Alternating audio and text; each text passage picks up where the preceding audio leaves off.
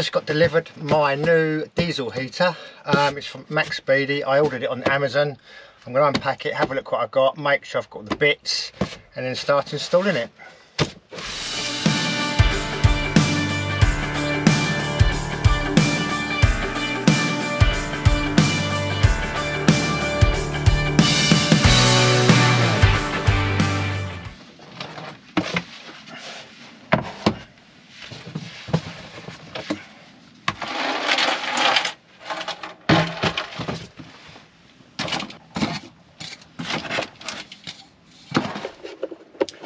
I've decided to go for a 2 kilowatt rather than a 5 kilowatt purely because of the size of the van. This is only a Volkswagen T6, so I think a 2 kilowatt is more than adequate for this size of van. If I was in a Crafter or a Mercedes Sprinter, then I'd probably go for a 5, but it's better, I believe, to have a 2 kilowatt running harder than a 5 kilowatt running at a lower speed, because it burns up the soot deposits and things if it's a 2 kilowatt rather than 5. That is my understanding. I could be wrong. Everything comes in the boxes. You've got the hoses, you've got the connectors. I actually ordered an extra fuel line purely because I was told that the green ones aren't as good. They're a little bit soft and they do start to collapse after a while. So this is why I've gone for a harder white. It's more of a harder plastic and it comes with every connection. I've got this on Amazon. I will leave the links in the description as well for that. You've got the controller, everything else you need, fuel lines. This one also comes with a fuel system you can actually put in the vehicle's tank, but what I'm going to do, just to make it easier, quicker and less hassle really, is to use a separate tank. It does actually come with a tank of this size, which is again a little bit overkill for me, and because it's a T6 there's a serious lack of room, so I did buy this one as well, which is a smaller one.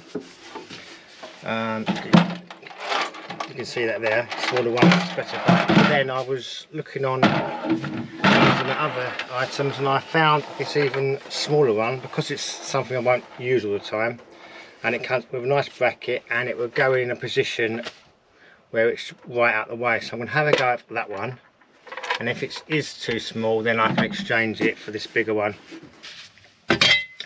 The other thing I've also gone for is this it's called a turret, I believe. Again, I've got it on Amazon.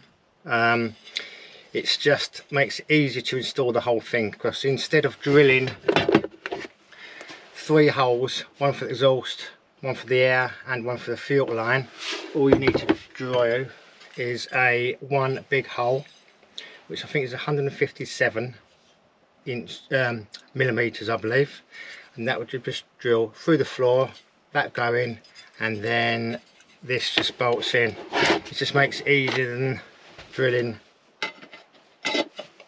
several holes. You just drill one big hole and then it goes through the floor, and it also acts as a bit of a fire barrier as well. So the first job is to see where I'm actually going to put it.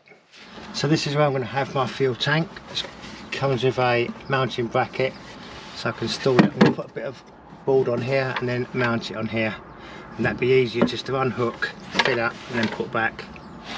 The first job is to remove this heat shield. It's secured by a few bolts and a few nuts, but this is the only area that I can really fit the system, because everything else is covered with suspension and metal. So first of all is to remove this.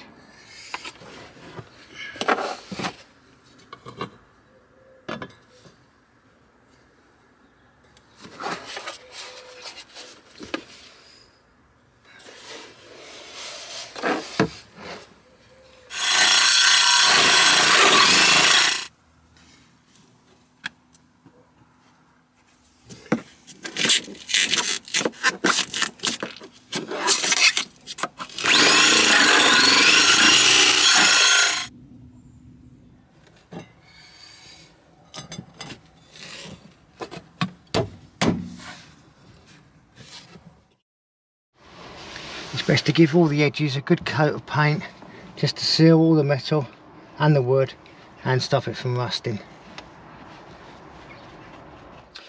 Right, this is the cutter I used to install my turret. It's exactly the same, well, it's a little bit fraction over, and it is, the measurement is 127 millimeters. I got this from, I think I got it from Screwfix. So yeah, they're very valuable off the shelf. Yeah, 127 millimeters to suit this turret. Right, while the paint is drying around the hole I've cut for the turret to go in, I'm going to install it onto the heater unit. It should be just a few bolts, and then I'm going to sort out the exhaust and the air vent and get that all fixed on, so it's really just a drop in the hole if I can. That's the plan anyway.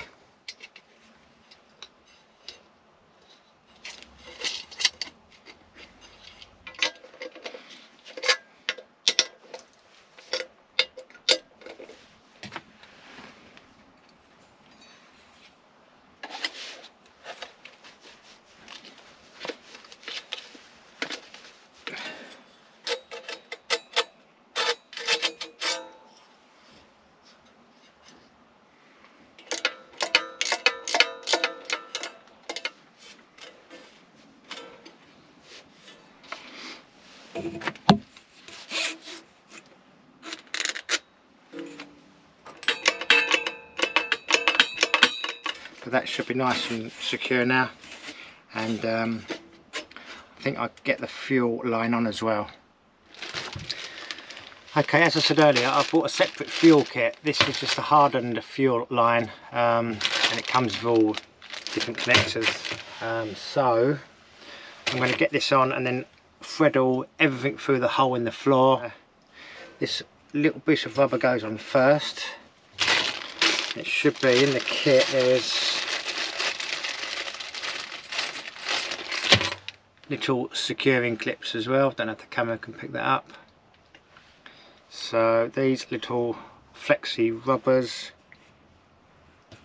go into the outlet with a clip, and then this white pipe inserts into the rubber. I think the best thing to do is get it as far in as you can until it probably hits that turret as well, and then that also tightens with a clip.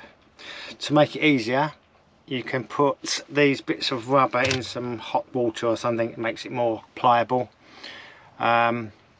just makes it easy to go on. And then I've got a little socket that goes on the end, just to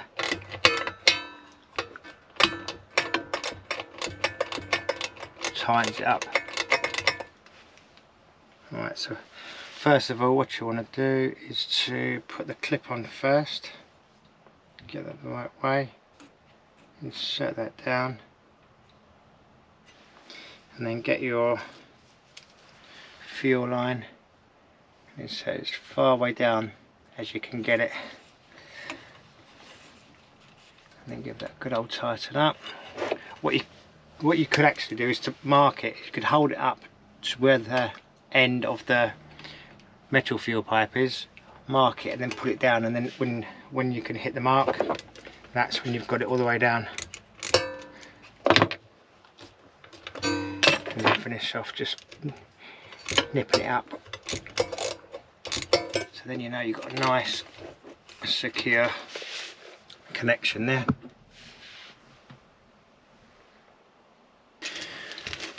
Whilst everything is on the table, it might be easier to insert the exhaust as well. That comes with clips. That's to secure it on the chassis, but maybe easier, and then thread it through the hole. Don't forget your Jubilee clip. I think there's an inlet and an outlet marked on this somewhere. Should have an arrow, I think.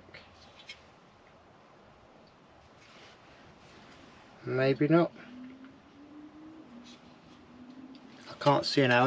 Normally they've got arrows to show you which way it's flowing. Well, you can see all the way through it, so it can't be that great of an exhaust. Okay, and make sure this hole points downwards when you fix it to the chassis, because that's if any moisture and also condensation gets in, it can drain. But I'm just going to put that on temporary for now, and then finish off with the socket just to make it nice and secure.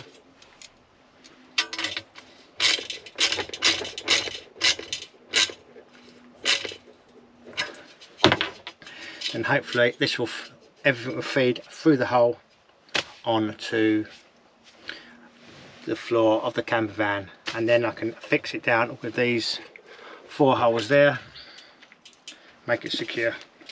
Alright, let's give it a go. I've just remembered as well, I'm going to fix on the air filter. It just saves climbing underneath the van and struggling. With the Jubilee clips, you've got to be careful not to over tighten them as well, otherwise they can de-thread. They aren't the best anyway, so if the ones you get in your kit are a little bit dud, then it's best to replace them with some stronger ones. Alright, let's go and fix it in. Just to stop any fumes, I'm going to use some, this is like high temperature sealant.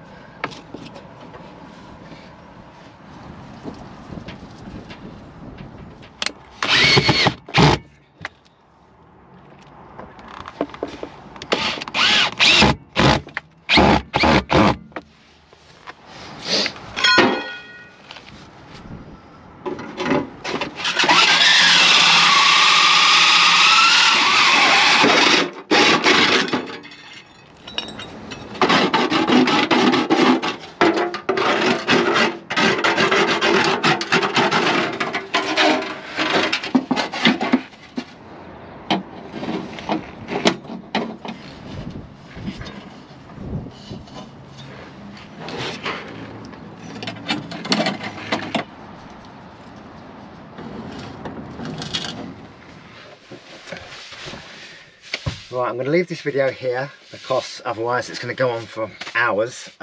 Next video I'm going to be installing the fuel pump, the wiring harness and connecting it to the fuse board, and the heat outtake, is it called, somewhere in the van. So that'll be in my next video, should be next week. Thanks a lot for watching, and subscribe and give us a thumbs up if you can. Thank you.